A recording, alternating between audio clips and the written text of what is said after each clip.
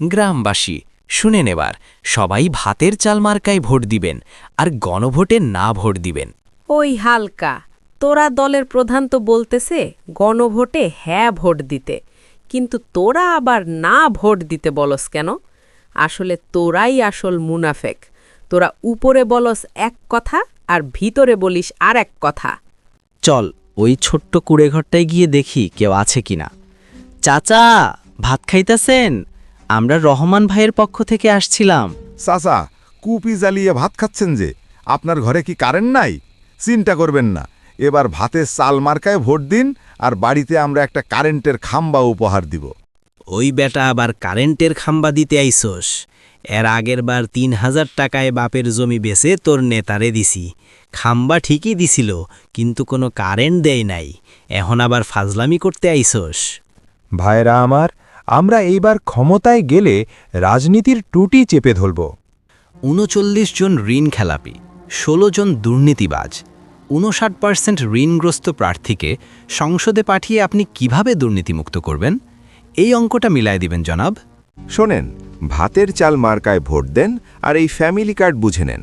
জানেন তো, এই একটা কার্ডেই প্রায় ২,০০০ টাকা করে পাওয়া যাবে। ওই মিয়া, বিধবা ভাতা, বয়স্ক ভাতা, বেকার ভাতা এইগুলা সরকারের দায়িত্ব। এই সব ভাউতাবাজি বাদ দিয়া নতুন কি প্ল্যান আছে সেইটা বলেন। ওই হালকা ভাই, এই নাও ৫০০ টাকা, ভোট কিন্তু আমাদের দিবে। ওই হালকা, ৫০০ টাকায় নিজের ভোট বেচে দিলি। কিরে, তুই আমার ছোট ভাই হয়ে আমাকে তুই তামারি করছিস? আরে বেটা, একটা ছাগলের দামও আজকাল ৫,০০০-এর উপরে, আর তুই মানুষ হয়েও নিজের মাথা ৫০০ টাকায় বিক্রি করলি। ছি ছি। হালকা ভাই, নির্বাচন তো চলে আসলো। আসন্ন নির্বাচনে এইবার ভোট দিবেন কোন মার্কায়? আমি এইবার বদনা মার্কায় ভোট দেব। কিন্তু সবাই তো বলে তারা নাকি চাঁদাবাজি করে। আপনি কি তাদের দু একটা ভালো গুণের কথা বলতে পারবেন?